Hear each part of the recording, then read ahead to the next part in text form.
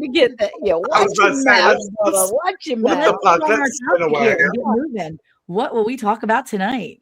Okay, so Anne's counted us down. Sandy has counted us down. So now we're throwing it to Monica. So, All right.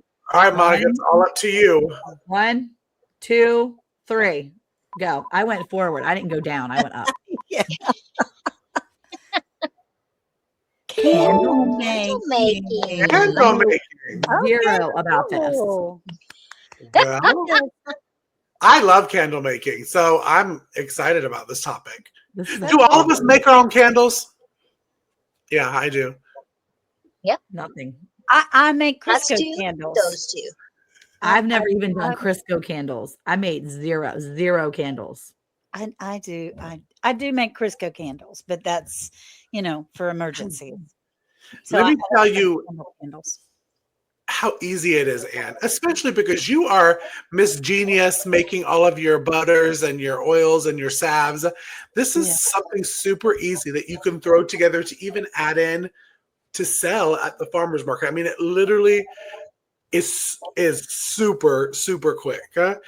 All you need is your wax, the wax that you prefer. Now, Sandy, what wax do you prefer making your candles with? Well, I have beeswax from beehives. And so that's a great option. But you can buy blocks or bags of both beeswax or soy. Yeah, I'm a Because soy. there's a soy wax that makes great candles too. And you can make them so simple or very complicated. Yeah. Okay. Okay, can you give us a simple? Bags and bags of beeswax? I mean, Me beeswax too. Yeah, Me the too. beeswax, there'll be those little pellets Yeah, that's what I that have. work so good to make a candle. Okay. Okay, how do we do it? Tell me what to do.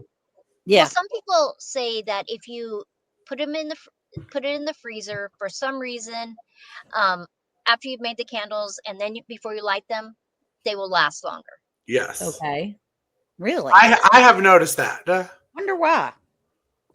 It's probably some kind of chemical reaction thing with the cold. It probably changes molecules a little bit. Science is complicated and fun. So It is fun. It is fun. Okay. So what do I do? so I have a big what do I bag need? of beeswax. What do I do? Earwax. No, You- Casey, you want to take this or you want me? I was about to say, it really is simple enough as melting the wax. So step one, you need to melt. Double Jesse's broiler. want to know if we can use earwax. That's a no-go, right? I Yes, wouldn't want to you burn are. earwax in my house. He is on it tonight, isn't he? He is. All right. So we have some sort of wax. Okay, we're gonna melt it. Yeah, but not. You have to put it in a double boiler or Mm-hmm. have a pan on top of a pan so there's water in between, and that's what's heating it. Right. Some things are flammable, depending on what you're using for your actual candles. So you just Okay. want to be safe. I Oh, wish that's I got a really cool double boiler. Like I'm looking at it. Could I grab that so I can show you? Yes. I mean, real quick. this should be on her Amazon storefront It when she gets It one. should be when we get her to get one. When she gets one, it's gonna be there. And really, I mean, I bulk buy soy wax. I'm a soy wax kind of person, so I buy it in bulk. They have the 10-pound boxes on the Amazon. Yes. Ooh. Mhm. And see this little one, I have a bigger one, but the little one, it pours so easily. It looks like And it's then- so easy to clean It too. cleans out like, a paper towel, Okay, note to self, Anne. Mhm. A lot of times, especially beeswax, doesn't want to completely come out of that pan. So Uh-huh. I have a Ooh. special pan that I use for my candles. Just for Same. Oh, okay. know, I just clean it. Okay, you try that, Anne. Maybe because you put beeswax in with a lot of oils and stuff. I do. I put it in It's with oils easier. and things. I So do have too. When I had make just beeswax, and you're right. It is a pain because it sticks. Yeah. It cools and it's Coats. all in there. Coats it. Mhm. See, Yeah. I like having just my little set of equipment for my candle making. I do the same when I do soap. I have it that is just for my soap. Right. Because I mean, if you're going to use it a lot, you get the money back from buying it just for that. Because soy wax is the same kind of way as beeswax. It's really a pain in the you know what to get out of the double boiler or the pitcher, whatever you use to pour the wax.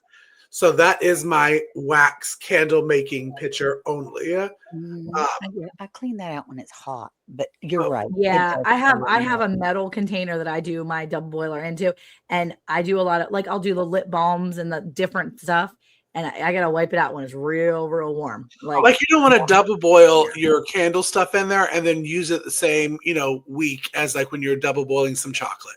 Okay. Yeah. Probably wouldn't taste that great. Food is different than body stuff. So for me, okay, I got us off track. I'm so sorry. So we get you got a double boiler and you're melting your wax. So what do we do now? Well, you need a wick. Oh yeah. So you need a wick and a candle. Now, a lot of times you can buy the wick and it has a little silver thing on the bottom. It's a little disc. You have a disc how on there? Anne's showing that? Oh yeah. Okay. So then I put a little teeny bit of wax. I put that on that bottom, that little silver thing that Anne has on the bottom. Put it into the jar or the dish or whatever I'm doing to make the candles. Then I pour the wax in. Now, so your wick, this bottom is stuck on the bottom because see that's where I have a problem. Right. So if you put a little teeny bit of wax, just let it a minute. It will harden on there. Okay. And then you can pour it in. Now, depending on what you're using and the mixture, sometimes when it starts to cool, it kind of sinks down. So you might have to add a little bit more. Do you ever have that happen with the soy? Yes. And so you just add a little bit more. So you, and then it's just a matter of cooling. Yeah. No, when you melt the wax, some people will add scents to it, so it has a smell. It depends on what you want to do with your candle. Is it for when your power is out? You don't really need a scent. If you want it to decorate your home or to give as a gift, you may want a scent. Though there is some research that says that you should never buy a candle with a scent anymore. It does some chemical things in your air. But that's a choice you're going to make yourself. Yeah. Well, my daughter-in-law gets headaches whenever she comes in our house. If we've had a candle lit within like an hour, and we'll blow it out if we know she's coming. No joke. Girlfriend walks in and she's like, and we're like, we blew that out like an hour ago. She cannot deal with it. And I know Miss Ann's really sensitive too. Is there natural or very mild scents that you could put in there? Or is it just better to have nothing? There's a YouTube video. It's actually a podcast by Diary of a CEO. I don't know if you know who he is. He's the second largest YouTuber in the world. He has an episode on why not to have scents in your candle. Got it. And the scientist that's on there is real interesting. And so if you wanted to do more research, I would look at that and see what you decide. Is that okay for me or not okay for me? But you don't need like paraffin and all kinds of stuff. You just melt the wax and put a wick in it. That's it. Yeah. Okay. Then throw it in the freezer before you're going to light it. And there's different molds. Well, there's different molds and stuff too. Like when I was selling at a farmer's market, I did it in my amber glass jars. I had the little tins, but I've also used the rope of the wicks and I've dipped to make tapers. And that's probably the most fun is when you take like a horseshoe kind of effect of wicks and you're going to slowly dip it in, pull it up and let it cool. It's going to harden for a minute. And then you keep dipping until you have that taper candle. That's basically what they did back in the 1800s for their candles. Cool. That's cool. It's just really fun. Now, I don't put scents in those type of candles, but I will add some good, smell good in my jar ones. But Uh-huh. I have heard it too that it's not really good for you to do. I've had Penny those ones from your jars, and they're really good. They're really good. They smell so good. Penny says, "Could I melt the wax in a crock pot, then pour into the molds?" I'm just curious. Well, you could, but Mhm. Penny, just don't use that crock pot for other things. Yeah. Just say, because a lot of times we have extra crock pots just sitting around. It can melt in that, Yeah, you could and go then save one from a thrift store and have it just for your candles or soaps or whatever. I did that for my beard bombs. I had just a crock pot that was literally just for that. Oh, Okay. look there. and He's got and his link Jesse's up. posted that video over on the Nice. side. Cool, Thank you, cool, Jessie. cool. See, y'all are going to think I knew what our subject was, but I did not know what our subject was going to be. I just have these things sticking around because I make Crisco candles. So I had a wick and a straw. And so that's Oh. what I do is I put the wick in the straw because I'm too lazy to melt the Crisco. I just stuff a jar full of You just Crisco. shove it down in there. And then I shove it down in there with a straw. You twist the straw a little bit, pull it out, and then you don't have to melt anything, and it's ready. You just clip off the wick, and that's Oh. pretty cool. You could probably do that in your candles with the soft wax. Maybe you'd still have to melt it. What would be the point of doing the straw? I don't know. Anyway, it sounds wonderful. Do you know if there's a difference in burn time between the soy and the beeswax? Well, there's lots of factors. Mhm. Not all soy wax is created Created equally. There is some really good, and you can do reviews, and though it'll probably cost you a little bit more money, not a lot of more money. You're better off, if you're going to do the soy, to buy a better brand. And there's reviews. You just Google it, and they will give Okay. you reviews on that. And then the moisture in your beeswax can make a difference too. But Oh yeah, I found they're- that. they're all great options. Right. Both of those are great options. Okay. Do you find that yellow is different than white in the beeswax pellets?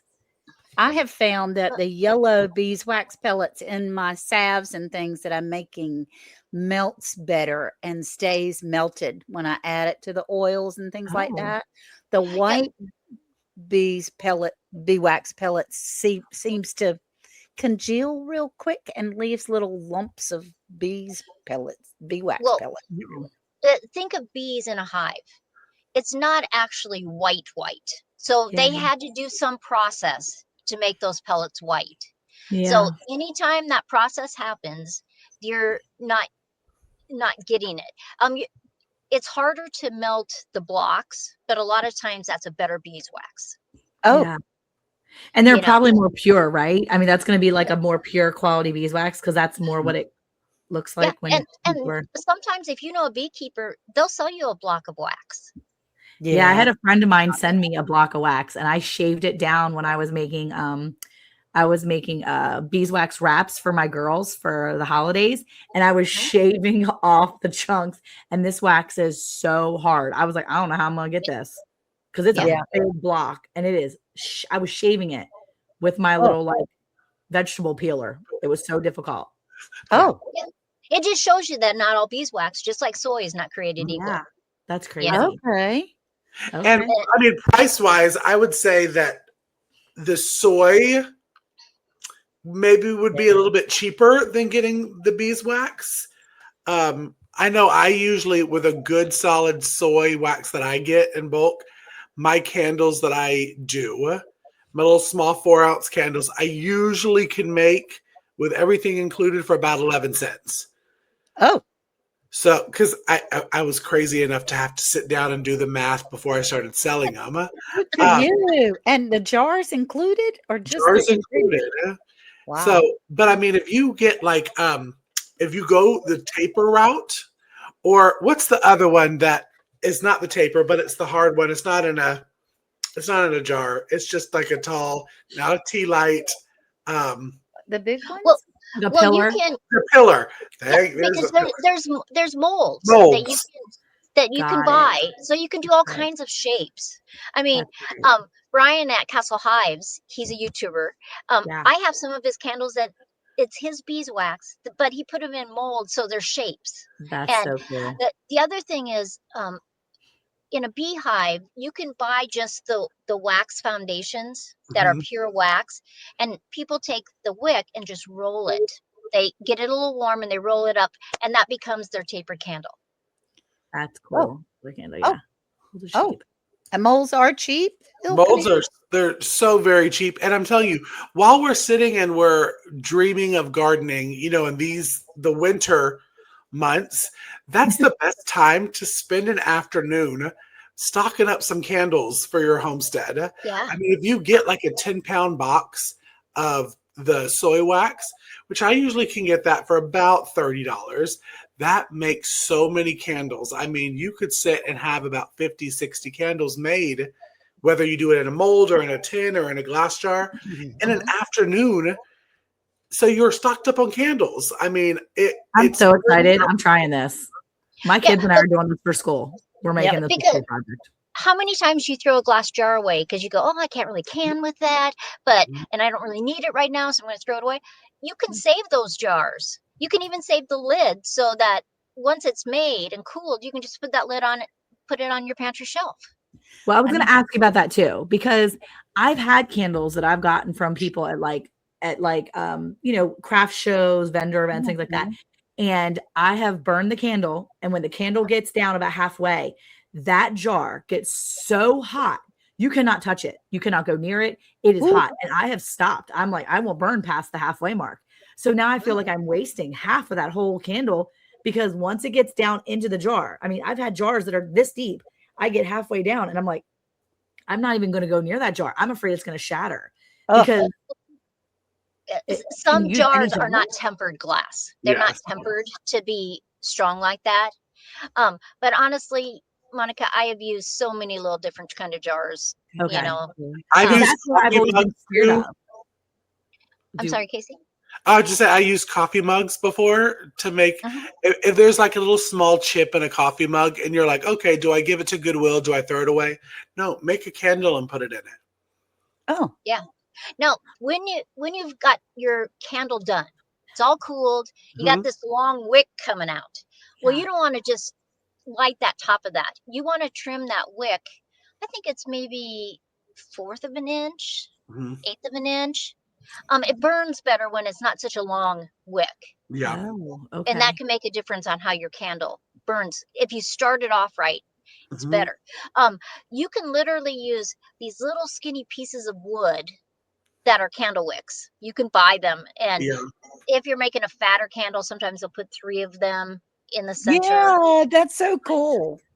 Yeah. Well, I'm excited now because I'm thinking maybe I take some of these we have a lot of mugs. We go through our mugs and we have to like get rid of them. We be trying to give Oh them to gosh, people. yeah. So, but there's mugs too that are like special mugs that no one wants to get rid of because it's been there Mhm. forever. I could make it into a candle mug. Mhm. You could.